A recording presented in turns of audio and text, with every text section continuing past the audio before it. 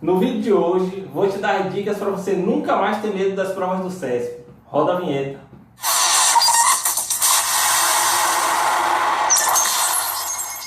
Meu nome é Cleber Sacramento e atualmente sou servidor público federal do Banco Central do Brasil. Eu tenho vasta experiência em provas do CESP. E para você ter ideia, nas minhas últimas 3 nomeações foram o CESP que organizou. E eu estou aguardando outras nomeações de concurso realizado por essa banca. Mas vamos para realmente o que interessa. O CESP, atualmente chamado de Sebrasp, é uma das bancas examinadoras mais temidas pelos concurseiros. No mundo dos concursos, o candidato ou ama ou odeia o CESP. Sabe por que isso acontece? É que nas provas do CESP, os itens devem ser julgados como certo ou errado. Esse modo de avaliação é diferente das outras bancas que exigem o candidato a escolha entre 5 alternativas. Então, a regra geral é que o cálculo da nota seja feito pelo CESP assim. Se você acertar uma questão, você ganha 1 ponto e a cada erro você perde 1 ponto. Ou seja, o índice de acerto deve ser bem alto para que quando se desconte os erros, se obtenha uma boa nota líquida. Outra dificuldade dos concurseiros é que na prova do modelo CESP não há como responder as questões por eliminação. Esse método do CESP difere das questões de múltipla escolha, nas quais mesmo não sabendo a resposta correta, pode-se eliminar a errada marcando a alternativa que sobrou.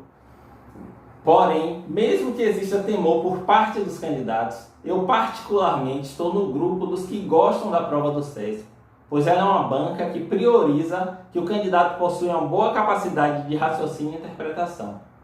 Por esse motivo, eu decidi passar aqui um pouco da minha experiência, dando dicas da realização de provas do CESP. E no final vou citar 2 dicas de enfrentamento dessa prova para você se dar bem. Vamos lá? A primeira dica é a seguinte: resolva muitas questões da prova do CESP. Resolvendo muitos itens, somente por conhecer o estilo da banca, você vai começar a ter um índice de acerto muito maior. Por exemplo, o candidato experiente em questões CESP, ele já sabe que questões que trazem palavras totalmente excludentes devem gerar um maior índice de atenção. Como, por exemplo, as palavras nunca, nenhum, em nenhuma hipótese. Do mesmo modo, eles ficam muito ligados nas palavras totalmente inclusíveis. Por exemplo, sempre, todas, quaisquer. Essas palavras geralmente trazem incorreção do item. E você só irá reconhecê-las rapidamente se tiver feito muitas questões anteriores. Então você pode estar se perguntando que basta encontrar as palavras totalmente excludentes ou inclusivas que eu já vou me dar bem nas provas do CESP? Calma, só estamos começando. Isso foi a primeira dica. Vamos para a segunda dica. Dica número 2. Não vá para a prova do CESP sem conhecer a letra da legislação. Ler e revisar a letra da legislação, o que muitos concurseiros chamam de leitura da lei seca, é comprovadamente uma estratégia de acerto de aproximadamente 60% a 70% das questões. Essa dica é tão importante que não serve somente para as provas do CESP, mas sim para todas as bancas examinadoras. Eu tenho até um vídeo sobre esse tema aqui no canal, vou deixar aqui no card e lá embaixo na descrição. Depois vá lá e assista essas dicas top de como estudar a lei seca. Então, estude muito a letra da lei exigida no seu edital e depois me conte nos comentários qual foi o seu resultado. Um excelente local para acessar a lei é o site do Planalto, pois lá as leis estão sempre atualizadas. Também vou deixar na descrição o link para acessar diretamente o site do Planalto. Para saber julgá-las, as questões como certo ou errado do CESP, é de extrema importância conhecer bem os assuntos abordados na questão. Daí surge a próxima dica. Dica número 3. Analise seu edital e dê muita atenção aos assuntos mais cobrados da prova do CESP. Você já ouviu falar na regra dos 80-20? Ela é um princípio de Pareto, segundo o qual 80% dos resultados vem de 20% das causas. Trazendo para o nosso mundo do concursístico, podemos dizer que 20% dos assuntos elencados no edital respondem aproximadamente 80% das questões. Vocês já perceberam que os editais de concurso exigem uma infinidade de tópicos de matérias que quase nunca caem na prova? Quantas vezes a gente sai da prova escutando as pessoas falar, pô, estudei tanto tal assunto e aí não caiu nada. Pois é, na prova do CESP não é diferente. Se o candidato souber muito bem aquilo que é mais cobrado no CESP, a probabilidade de você acertar muitas questões e ser aprovado é maior do que aquele que sabe um pouco de todos os assuntos do edital. Porém, muita atenção, eu não estou aqui dizendo que é para você estudar somente 20% do edital, mas para você aprender a priorizar os assuntos que mais caem em prova de cada banca e, consequentemente, acertar mais itens. O ideal é que você tenha tempo, sim, de fechar todo o edital, porém, ainda assim é de suma importância priorizar o que é mais cobrado. Uma coisa que eu aprendi na vida de concurseiro é que nem sempre quem sabe mais é aprovado na prova, e sim aquele que resolve melhor aquele tipo de prova. Portanto, tática de prova é um complemento muito importante ao estudo para a obtenção da aprovação. Na prova do CESP, essa tática de priorização de conteúdo funciona ainda mais, já que é possível deixar em branco questões dos assuntos que o candidato desconhece. E essa é a quarta dica. Dica número 4. Deixar questões em branco. Mas como assim, Kleber? Posso deixar questões em branco?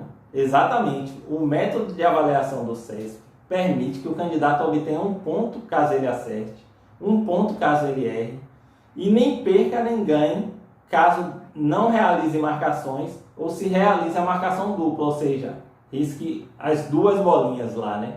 E nesse ponto, esse é um bizu que eu deixo. Caso você tenha errado na hora de passar uma questão para o gabarito, da prova para o gabarito, você marca outra opção conjuntamente de modo a não ser penalizado. Mas sempre reserve um tempo razoável para passar suas respostas da prova para a folha de resposta, de modo que não ocorram esses erros, porque um erro de questão pode tirar sua vaga.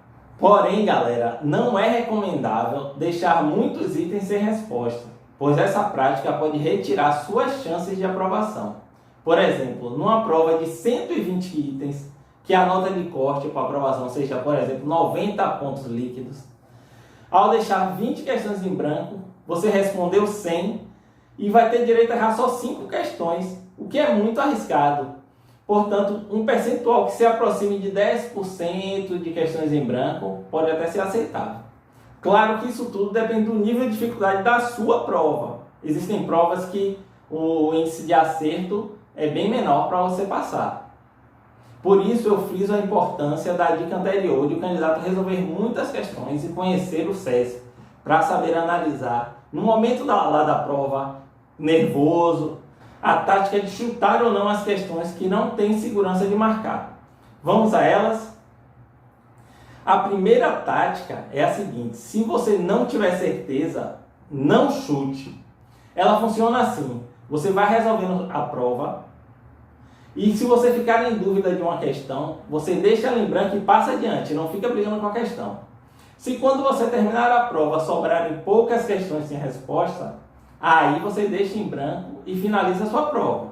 Porém, se sobrarem, por exemplo, 30% das questões em branco, essa técnica não vai funcionar. Pois, salvo raras exceções, o candidato vai errar questões marcadas, reduzindo muito a nota. Então, nesse caso, podemos passar para a tática 2. Segunda tática: conte a quantidade de itens julgados como certo, conte a quantidade de itens como errado. Quando você comparar, você chuta o restante das questões na alternativa menos marcada. Essa tática funciona muito bem para o candidato que conhece o nível da prova e está muito bem preparado. Ela é realizada da seguinte maneira: vamos supor que numa prova de 120 itens, você tenha marcado 108. Desses 108, 68 você marcou como errado e 40 como certo.